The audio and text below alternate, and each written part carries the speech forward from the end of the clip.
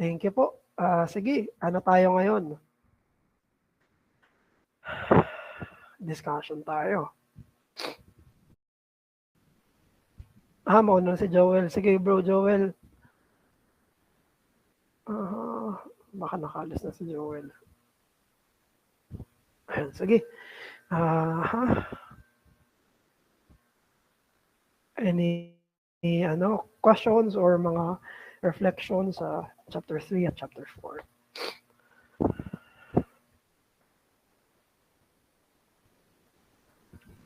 So, pwede tayo mag-raise ng hand or mag-chat.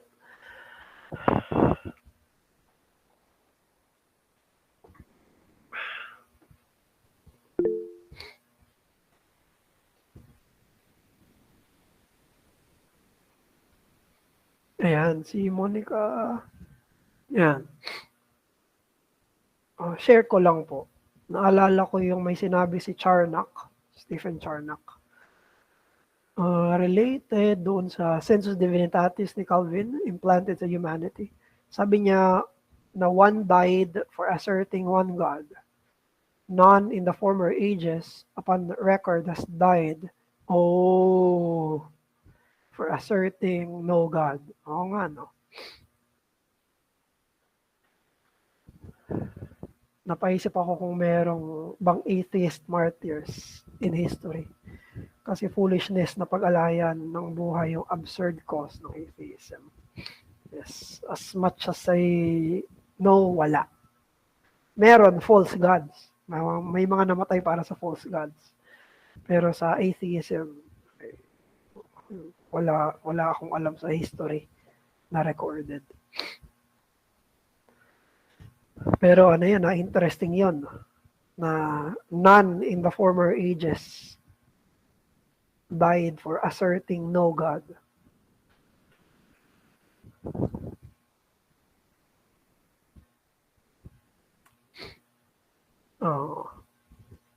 Sige. And other comments or questions?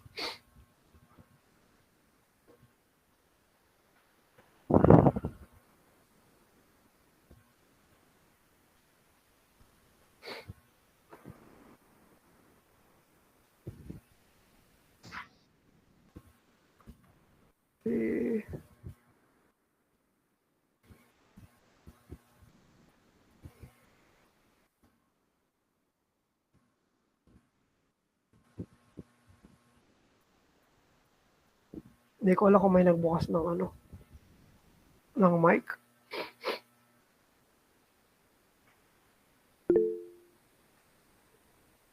May nagbukas ba ng mic? Si CJ. Go CJ. Hello, Pas. Good evening. Malinaw po ba? Yes, bro. Malinaw. Mag-share lang po ako. Parang train of thought lang na pumasok sa akin habang nagdi-discuss kayo ng ibang religion, ng mga false religion, ng mga atheist, and yung mga superstitious beliefs kanina. Na yung usong-uso ngayon sa Pilipinas nga is yung mentality or yung belief na basta walang tinatapakan na kapwa or basta hindi naman nakaka-apekto sa buhay ng iba, na mentality. Pumasok lang sa isip ko na in the first place, it was God's command to love your God and love your neighbor.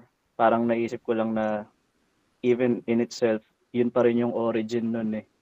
Kumbaga, may sense yung tao na masama mang-apak ng kapwa, so they cannot, hindi maaari na at the same time they cannot deny that there is no God. Kasi kanino ba nanggaling yung utos na yun, yung command na yun, kundi sa Diyos din. So parang wala lang, pumasok lang sa isip ko na at the end of it all, it still came from God. Yung paglikha niya sa atin, nandun yung sa sa DNA or sa creation, as He created us to our goal, our sense of living is to glorify God and enjoy Him forever. And at the same time, He commanded us to to love our neighbors. So yun lang, pumasok lang sa isip ko na hindi mawawala talaga yung kumbaga yung command ng Diyos sa paglikha niya sa atin. Yun lang po. Amen. Magandang ano yun, idea yun, bro, na kahit i-deny ng mga tao, mga Pilipino, yung true faith, yung sense pa lang na ayaw nilang may natatapakan na tao, ay galing mismo sa command ng Diyos. Yun yung ironic. Na yung Diyos na ayaw nila ay yung utos rin, nag-utos ng pinaglalaban nila. Kumbaga ayaw lang nila yung Diyos sa equation. Pero galing pa rin sa Diyos yun. So, Deacon Marlon po. Ay, ano lang rin pas sa aking reflection din. Interesting kasi na even doon sa mga tribes na talagang wala sa sibilisasyon is nag-aano sila parang may sinasamba silang Diyos o Diyos-Diyosan. Then pag kinausap mo yung mga atheist or mga against God, ang sasabihin nila is nagagawa yun ng mga tao dahil out of ignorance or out of yun nga, they don't mix, hindi nila alam kung paano i-make sense yung mga seemingly na mga kaya naman daw ipaliwanag ng science. Pero yung question pa rin kasi doon is bakit yun yung nagiging common thinking ng mga tribes na wala namang nagsabi sa kanila ng idea ng Diyos, na wala namang kumaga, 'di ba, usually yung mga tao, nalalaman natin yung mga bagay dahil naobserbahan natin. Pero yung may nagturo sa atin. Hindi tayo magkakaroon ng ideya sa sarili natin nang walang nag-implant. So, interesting yung mga nandun sa mga tribes na yun na parang ina-accuse sila ng ignorance. Pero yung thought para nag-isip sila na may Diyos, saan galing yun? Sino nagsabi sa kanila na may idea ng Diyos na yung araw, halimbawa yung araw, sinasamba nila bilang Diyos. Yung question pa rin doon, saan ang galing yung underlying na may Diyos? Saan nila natutunan yung idea na yun? Diba? Sense na yun. Yung sense na yun. Kasi imposibleng makuha nila yung sense nang wala silang pinagbabatayang observation or anything na nagturo sa kanila. Kaya even yun, lahat ng mga tribes, laging ganun eh. Yun nga, mali lang yung ano nila, yung kanilang understanding. Pero yun nga, napakalino nung sensus divinitatis sa ganung klaseng sitwasyon. Yun lang, Pas. Thank you din, Deacon Marlon. Tamang sakong-sakto yun sa sinabi ni Calvin, no? Sabi niya nga, kahit totoo na may mga nanloloko, kunyari, before may nagsabi talaga sa kanila, if ever, bakit nila pininiwalaan lahat yon? Kasi may sense of the divine. So at the very least, ang pinaka-ugat talaga nun ay may sense sila ng Diyos. Kaya nila ginagawa yon. As well as, kaya nagkakaroon ng mga false religion ay dahil may sense sila ng Diyos. So, hindi talaga maaalis yun eh. Hindi pwedeng sabihin very derogatory ng mga atheist na kasi hindi sila nag-aral. Hindi ganun yan. Ayan, sige. Si Deacon Marlon ta si Lawrence naman. Nag-iisan ka ulit, Deacon Marlon.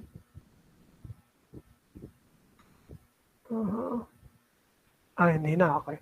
Sige, basahin ko muna yung kay Paul, tapos si Lawrence, tapos si Arvin. Ayan. Sabi ni Paul, iyan yung mismong argument ni Calvin sa book niya regarding sa sense of the divine, the fact na merong concept of God cross-culturally presents ng reality ng Diyos. Yes. Na kahit saan ka pumunta, may sense of God dahil dun sa sense of the divine. Sige, unahin natin si Lawrence. Go, Lawrence. Medyo clear po ba yung Ayan. Clear. Anong church ka, Lawrence? sa Lumban Reformed Baptist Church po. Kala Pastor Fidel. Ayun. Hello. Welcome, bro. Opo, kay Pastor Fidel po. Yan po. Salamat po sa lecture, Pastor. Maganda po yung topic. Reflection ko po sa lesson po na napansin ko po na yung mundo divided into many religions, and in fact they preach different understanding about about God po. And nga po, sana pag-aralan po natin kanina na intindihan ko po how ignorance these people, because of not knowing the truth. And yung makikita po talaga dito na yung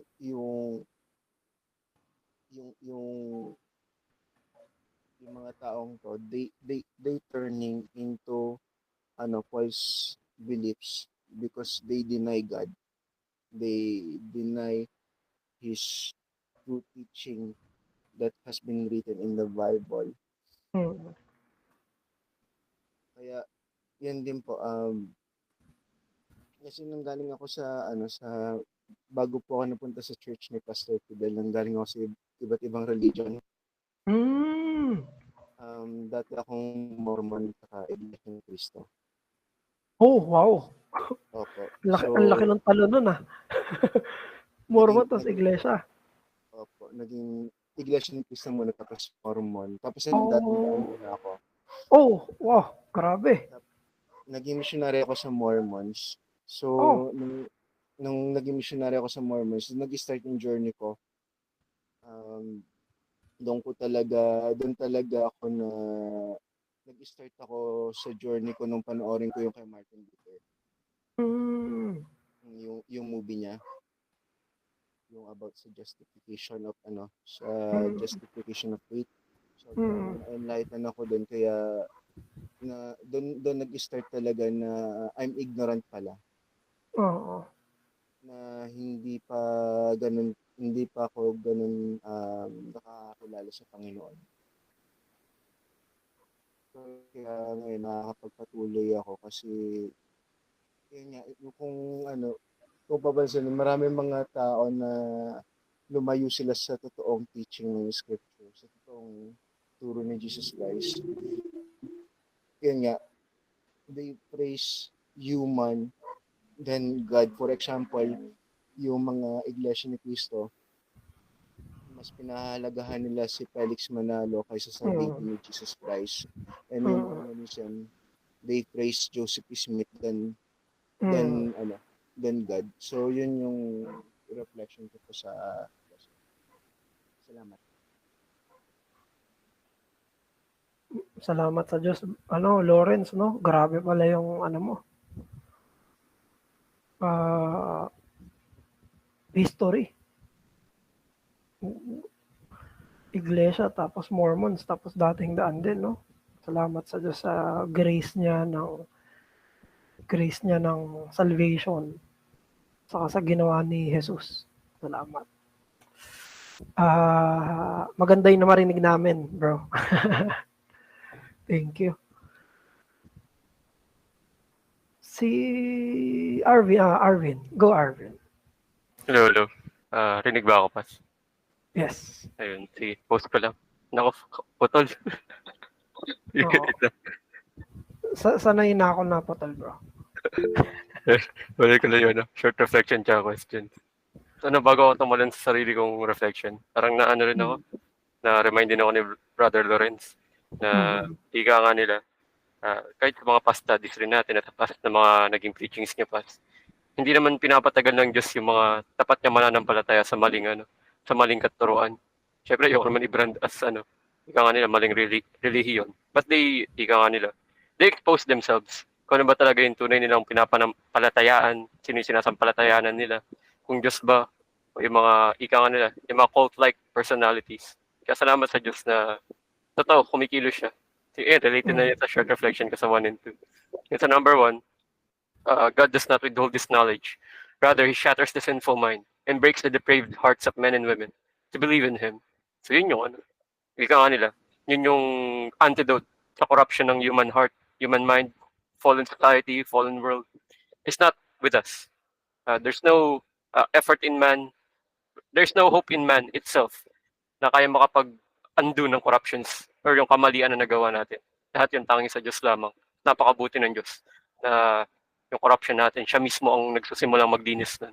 Siya nagsisimula at siya rin nagtatapos. And that is our hope. And praise God for that. So sa second point, the true knowledge of God is found in Christ, our fountain of truth and wisdom. The truth of God made manifest on earth to us undeserving sinners. Yun nga yung yun yung divine miracle. Yun nga nila. The majesty of God, the fullness of God, tawag dito, hindi lang yung yung nagbigay ng spark, dumating pa mismo yung nagbigay ng spark sa atin para makita natin at maunawaan natin na siya ang tunay na katotohanan. Siya ang nakapagliligtas na katotohanan. He is our, ika nga nila, the true salvation na hindi natin makakatagpuan sa ibang bagay. Wala sa tao, wala sa institusyon, wala sa ibang mga bagay.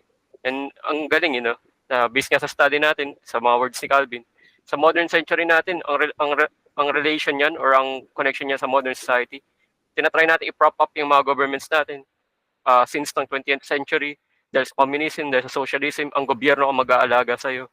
Anak ka ng gobyerno, anak ka ng lipunan.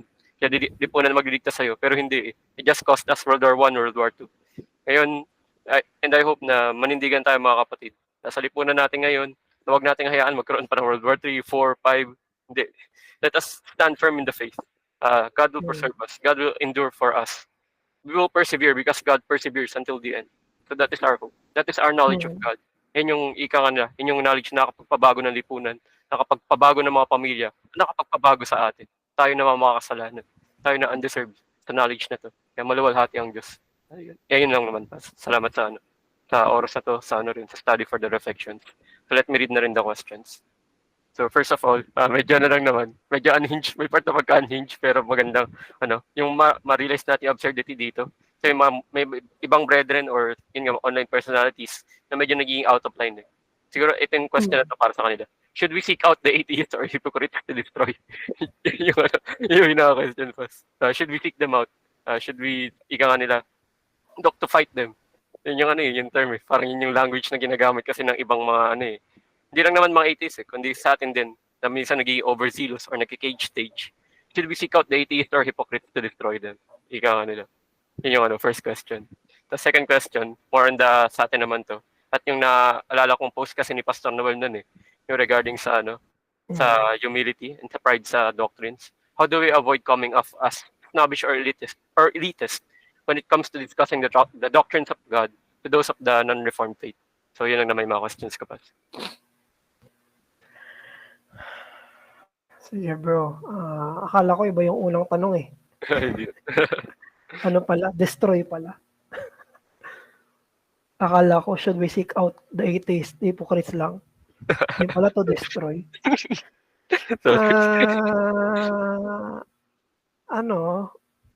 Una, of course, as much as possible, hanggat gusto nilang makipag-usap at hanggang open sila sa makikipag-usap,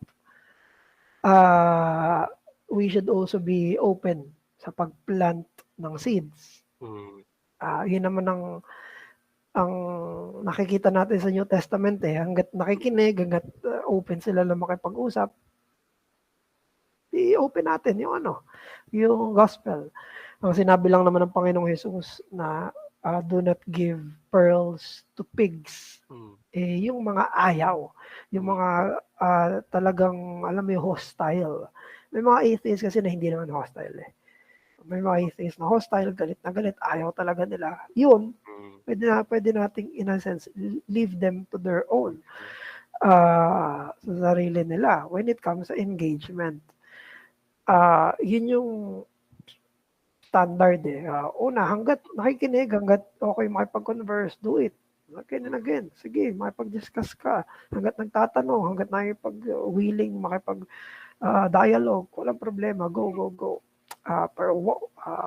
Pero once ayaw na, at alam mong may mockery na, lalo na sa faith, pwedeng, pag ayaw na talaga nila, hindi yun pinipilit. So, hindi yun pinipilit sa kanila. Yun yung do not throw pearls at the swine. Yun yung sense na ganun. Pero maganda rin yung, di ko lang kung sino nagsabi nun eh.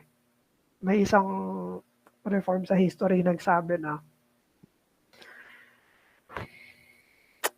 di ko maalala talaga. Tinatry ko alalahanin. Pero sabi niya, people can deny our message. People can disregard our efforts, but they cannot do anything against our prayers. Yun ang sabi niya. Kahit mag-preach ka, nag-preach, ayaw nila, maging hostile sila, pero pag nag-pray ka, wala sila magagawa. Mapipigilan ka nila mag-preach, pero hindi ka nila mapipigilan mag-pray. So, part yun sa mga atheists na pwede pa rin silang ipag-pray for their own salvation. Of course, yun ang pinakagoal ng New Covenant, yung salvation talaga. Pero hindi tayo nandun para i-ano ka agad sila na, maimpyerno ka na. Yun yung maimpyerno ka na, mawasa ka na, gano'n. Hindi. Yun yung tinuro ni Pastor early dun sa anger, di ba? So tayo rin, hindi tayo maging angry sa kanila. Yun yung part na love those who hate you, pray for them who persecute you. Ganun yung sense no, na hindi natin tutugunan yung galit nila ng makapangwawasak na galit din. Slow to anger ang Diyos, slow to anger din tayo. Hindi tayo dapat mapipikon agad sa mga ganon. Masasaktan tayo, yes. May inis tayo dahil just natin yung minamak eh. Pero dapat slow to anger din tayo pagdating doon. So hindi tayo destroy agad. Hindi tayo magkapatid na Zebedee. Na sons of thunder. Lord, do you want to us to call fire from heaven? Hindi. Yun yung number one. Baka may follow-up ko doon, bro. Sige, parang inisip ko dito that meron talaga tayong tinatawag na rules of engagement na kung saan hindi natin binabalik yung same, yun yung term vitriol, yung unbridled anger, unbridled rage. Dahil hindi yun yung hindi yun usapin ng self-control. Talagang yung makasalanang, yun nga, babalik sa hypocrisy yun. Na si Cristo nga, di naman, pagka ina-address niya yung mga haters niya rin, yung mga Pharisees, di naman niya binawian ng mas masahol na paraan Kundi, pa rin, nilatag niya pa rin yung salita ng Diyos, in-address niya sa pamamaraan na kung saan may lalabas yung kahangalan, may papakita yung katotohanan ng Diyos. At yung aim talaga natin, yung Christ-like na temperament. Yung we hope, I hope din sa iba nating brethren, sa akin din. Maging ganun yung laging approach. Despite the mood, despite the status or the situation, maging Christ-like yung temperament. So yun. Thank you, Don. Ayun, helpful yung sabi ni Paul, engage but never provoke. Lalo na alam natin hostile na, no? Hindi ka nun. So, number 2 naman, bro, how do we avoid coming off as snobbish elitist when it comes to discussing the doctrine of God to those of non-reformed faith? Depende ito sa context, saka depende yan sa platform. Siyempre, may kanya-kanya tayong standard ng snobbish saka elitist Pero hindi natin makakontrol yung tingin ng iba, pero magagawa natin yung sarili natin na tayo as reformed, hindi natin sasabihin, ay, hindi reform yan, hindi ko papakinggan yan. May ganun tayo. Pag nag-search ako, commentary, reform, commentary lang. Hindi. Actually, mga commentary sa Bible Hub, may mga hindi reform doon. May mga hindi leaning doon. Si Barnes, yung pulpit commentary, hindi fully reformed yun. Pero, okay lang. Hindi naman, yan Minsan nga, even sila Charles Swindoll, tinitignan ko yung mga nila. So, isa yon. I think, kapag magbabasa tayo ng mga positions, magbabasa tayo ng mga references, hindi masamang makinig sa mga hindi reformed. So, I think isa yon for us. Hindi natin sabihin, ay, hindi reform yan, wala na akong matututunan dyan. Hindi totoo yun. Even sa Roman Catholics, may matututunan tayo eh. Sa Orthodoxy, sa usapin ng Trinity, dun sa anong yon, hindi dun sa justification by faith, dahil mali yun. Mali yung justification by faith nila. Pero dun sa doctrine of God nila, aba, mas orthodox pa yung Roman Catholic kaysa sa ibang Calvinist. Dun sa ano nila. So, solid yun. So, ano yan, hindi dapat may sense tayo ng tayo lang, we hold the all truth, ganyan. Kasi may mga iba't ibang Christian traditions din na pwede tayong may matutunan sa kanila, although very careful dapat tayo doon. Kunyari sa mga Presbyterian, di tayo Presbyterian, pero ang dami nating binabasang Presbyterian authors. May disagreement tayo sa paedobaptism. Pero hindi ibig sabihin na ayaw na natin ng lahat ng Presbyterian. So, isa yun, bro. Maging open tayo. Isa yun sa part ng maturity na you can discern truth from error. Kaya mong i-discern yun. So, hindi naman lahat kaagad makakagawa nun. Pero, isa yun na hindi tayo magiging elitist to the point na snobbish at ayaw na nating magbasa or ng iba. When it comes sa doctrine of God. Ayan. Sa YouTube nga, may mga channel akong pinapakinggan ng Catholic eh. Pero hindi sa Pilipinas. Kasi parang wala nang makita sa Pilipinas. Yung Pints with Aquinas. Ayan. Ayan, sabi ni Paul, si Calvin yata yung nagsabi na yung line na truth must be accepted wherever it is presented. Yes. Amen. All truth is God's truth. So kapag nakita mo truth yon, kahit sino nagsabi nun. Ang isang makikita natin yan mismo sa scripture. Si Apostle Paul, nag-quote siya. Sabi niya, even your own prophet said this. Kinote niya, yung hindi naman Christian prophet. Pero may kinote siya doon. Sa Book of Acts, sa Book of Titus. So, pinapakita niya na ito, truth to. Hindi sinabing lahat ng sinabi ng truth, pero itong portion na to, truth to. Ayun bro. So, dito important yung Reformed Catholicity. Ayun. Yung sense na pag mas nag-grow na tayo sa knowledge, mas lumalawak na yung pangunawa natin. Hindi na mas kumikitid yung pangunawa natin, mas lumalawak na okay, may matututunan ako dito, I can pick and choose.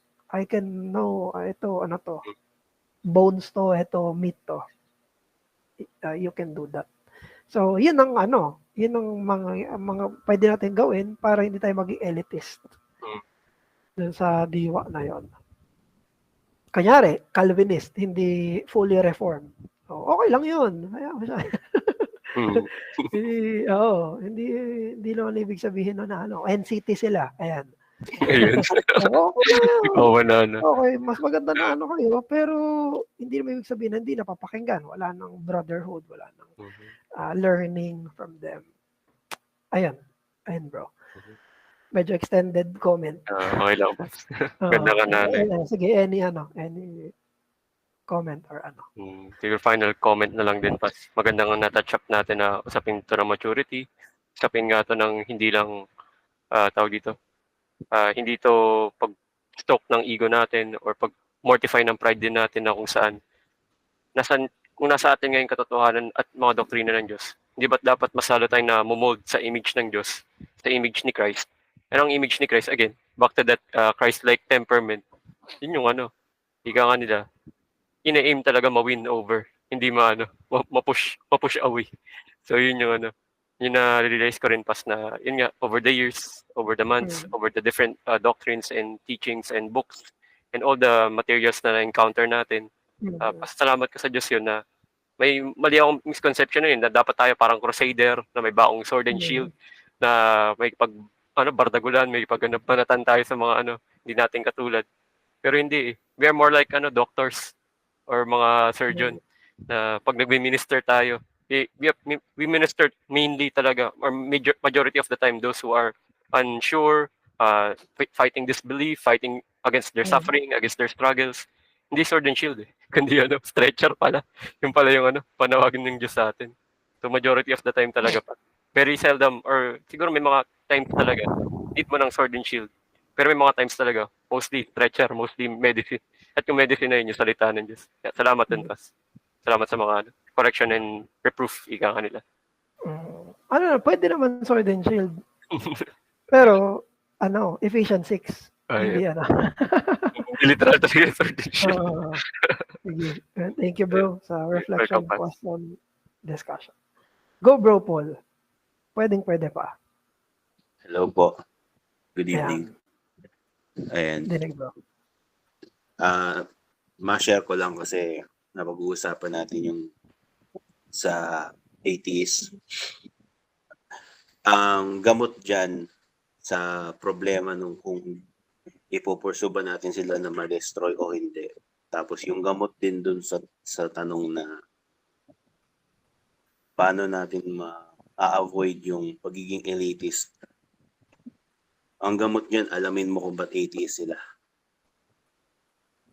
Kasi ako, may nakausap akong ganyan yung iba nakaranas talaga ng sobrang hirap na buhay. Yung iba nakaranas nila na, for example, nagpakamatay yung magulang nila sa harapan nila. Kaya atheist sila. So, wag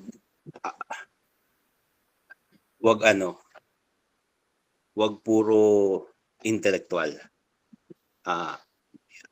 Useful yung intellect talaga kapag nakikipag-usap ka sa mga ganyan. Pero wag mo kakalimutan na may soul yan na kailangang maligtas. And may reason yung mga ganun. May reason yung mga background. Bibihira akong na-encounter na atheist na walang dark providence sa buhay nila. Minsan parang isa pa lang sa mga na-encounter ko yung scholar talaga na nag-aano lang, nagmamagaling lang ganun. Pero yung karamihan sa mga nakausap ko talaga mayroong background na sasabihin sa'yo kung ba't sila atheist na yan, nagpakamatay yung magulang nila sa harapan nila, iniiwan sila ng magulang nila, may ginagawang kahalayan sa pamilya, ganyan. So, pag naka-encounter tayo nung ganon, dyan mawawala yung mga totally ma-dissolve yung tingin natin na pag atheist, kailangan ko itong i-convert ko to. Yung di-destroy ko yung mga argument nito. May sense naman na talagang kailangan ganon.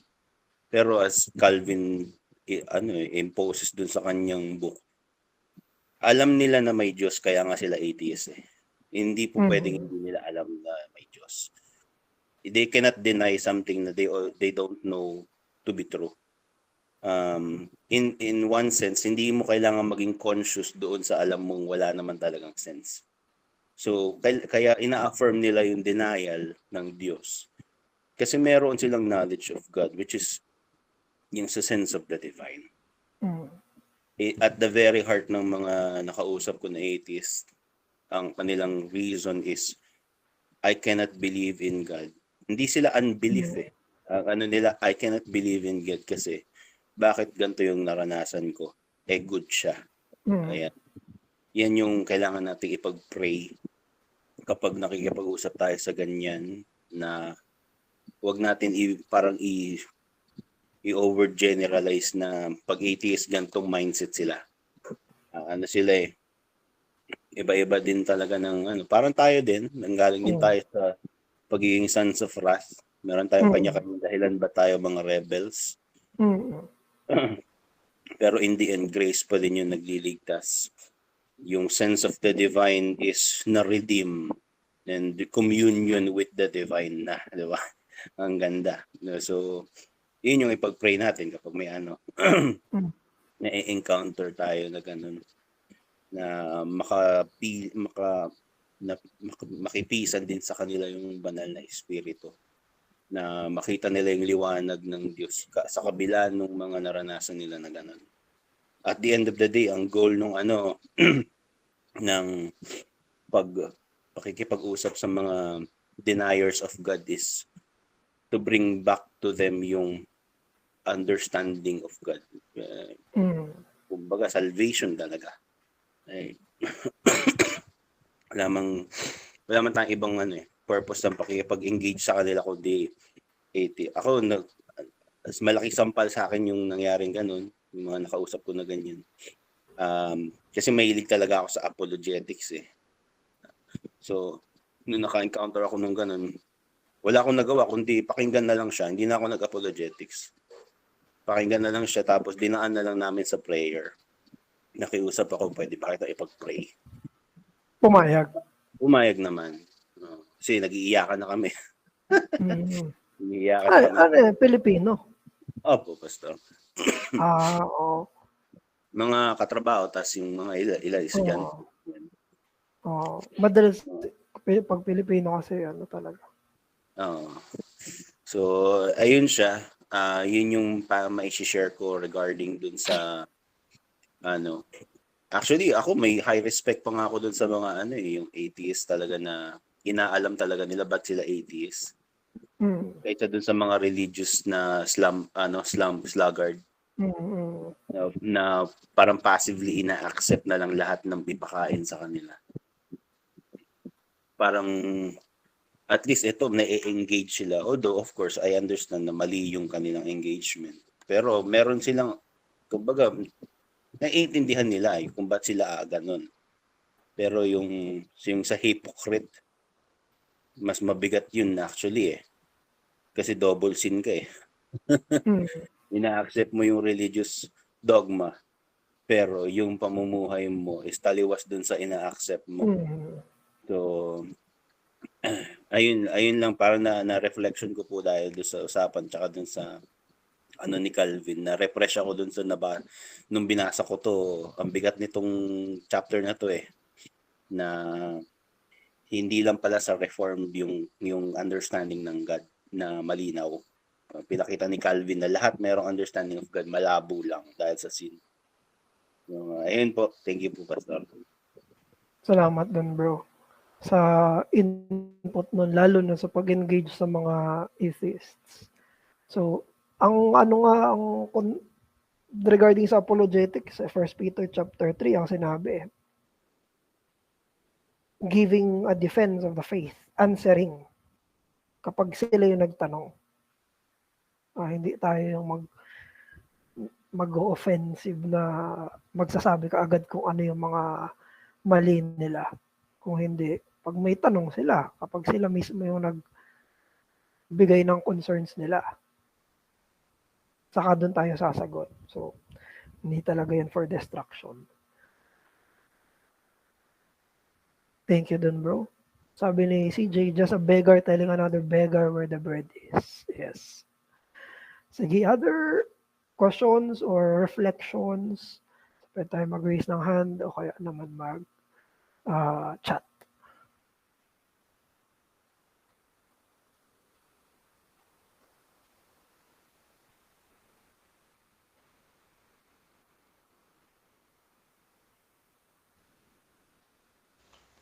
Pastor, pwede po ba magtanong?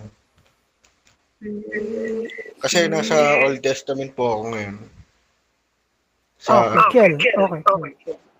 Yung tanong ko lang po, yung mga idolatrous nation po ba, kahit sa panahon natin ngayon, alam nila na hindi tunay na Diyos yung kanilang sinasamba? Kasi di ba po yung mga Canaanites, kung di po ako nagkakamali, kilala nila si Yahweh sa pangalan, di ba? Kasi nababalitaan nila na iniligtas ng Yahweh yung Israel po sa Egypt.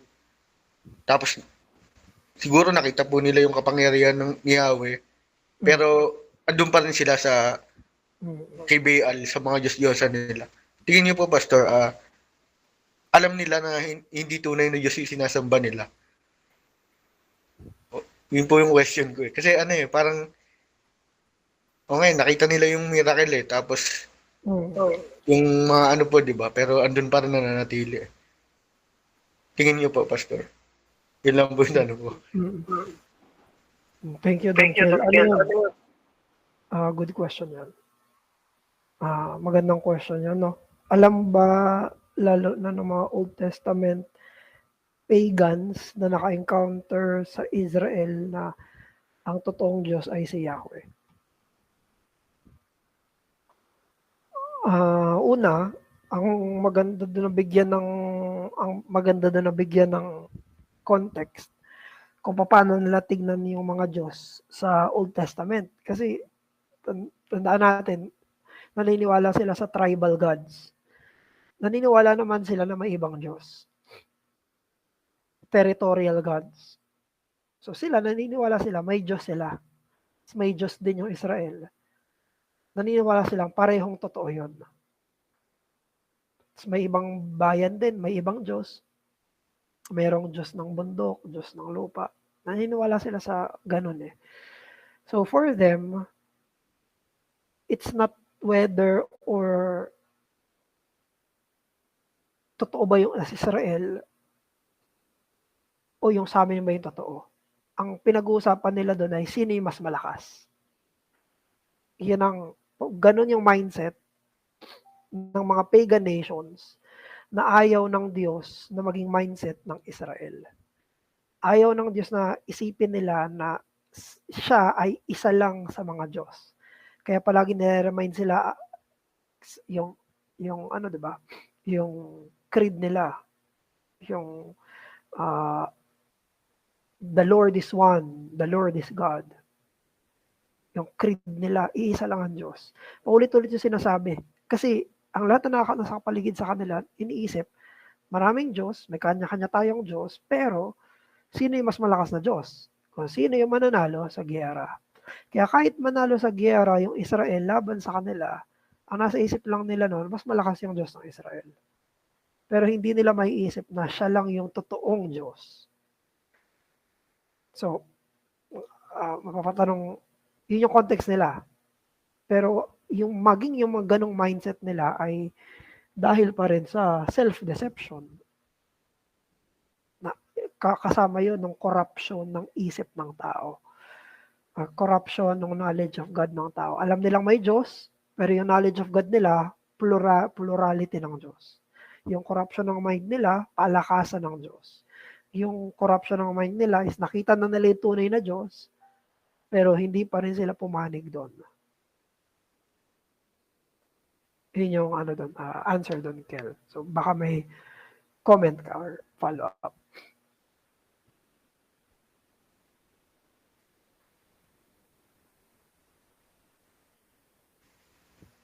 Last na pa, Pastor, yung ano.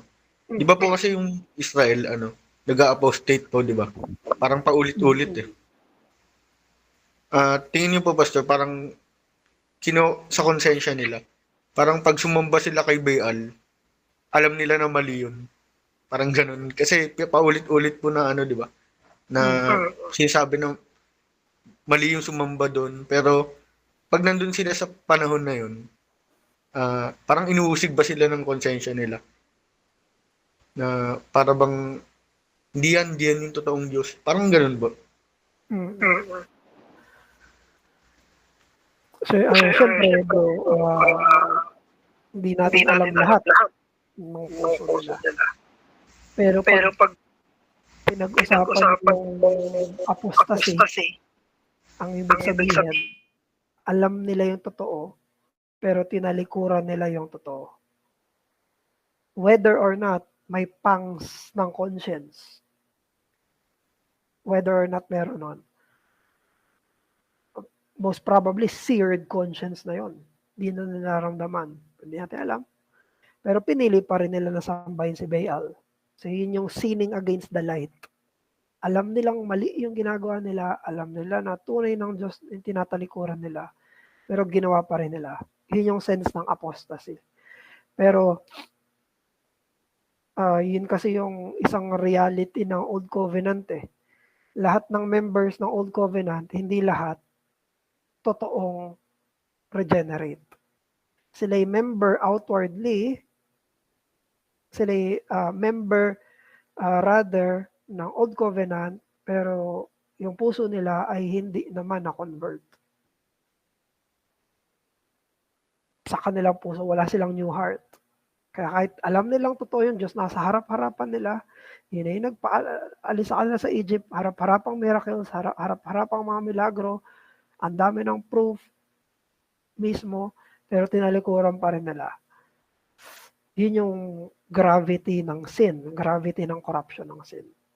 Na darkened mind talaga yung meron yung tao.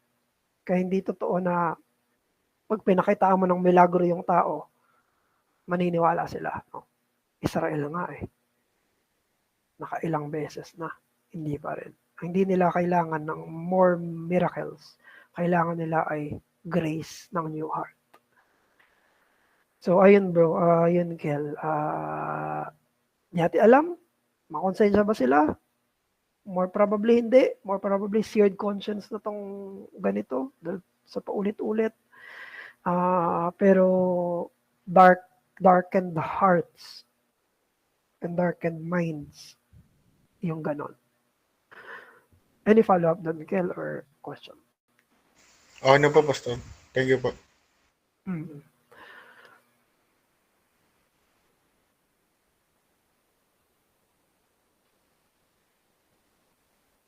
Ayan, sige, hindi ko Marlon, may case sila naisip nila na yung Diyos ng Israel ay Diyos ng kapatagan lang. Ito yung kanina. Kaya tinry nilang labanan ang mga Israel sa bundok. Ayun, talo pa rin sila. Ayan, no? Na iniisip nila territorial God. Isa lang sa mga gods yung si Yahweh. Sige, other question or comment? Going once, twice. Okay, manalangin tayo. Let's pray. Closing prayer po tayo. Let's pray. Ama namin, maraming salamat po sa inyong pagka-Diyos. Pinupuri namin kayo sa habag at biyaya ninyo na kaming mga makasalanan na may corrupted na mga isipan ay binigyan nyo ng panibagong klase ng isipan na kayang tanggapin, mahalin, kilalanin, at matuto sa kung sino kayo, aming Ama. Tulungan niyo po kami dahil sa sarili namin, sa karupukan at pagkamakasalanan, nadulot ng kasalanan sa mga isipan namin, ay maging ang knowledge mo, O Diyos, ay pwede namin isuppress. Iligtas niyo kami dito. Huwag niyo kami hayaan dito, O Diyos. The problem of our mind is the problem of our sins. Kaya iligtas niyo kami from foolishness. Iligtas niyo po kami from this folly. Iligtas niyo kami, O Diyos, mula dito sa kahangalan na nakikita namin, lalo na higit sa mga tumatanggi sa iyo, Ama namin. Hindi to intellectual problem. This is a spiritual problem. This is a spiritual matter. This is spiritual blindness, spiritual hardness, spiritual corruption, O Lord. Anihiling po namin na kami pong mga mananampalataya in our thanksgiving of the prophetic work of the Lord Jesus, we ask and we seek His continuing work in us, that He would continually enlighten our minds, illuminate us through the Holy Spirit, na kami ay mas lalo pang magkaroon ng kamalayan sa Coram Deo, magkaroon ng kaalaman sa presensya mo, sa kaalaman sa pagka-Diyos mo, kaalaman na lumalago sa buong pagkatao namin. Maraming salamat po, Diyos, because there is salvation from this corruption. Maraming salamat, aming Trinidad na Diyos, Ama, Anak at Banal na Espiritu. Pinupuri namin kayo sa pangalan ng aming propeta, ng lahat ng mga propeta, ang Panginoong Jesus. Amen.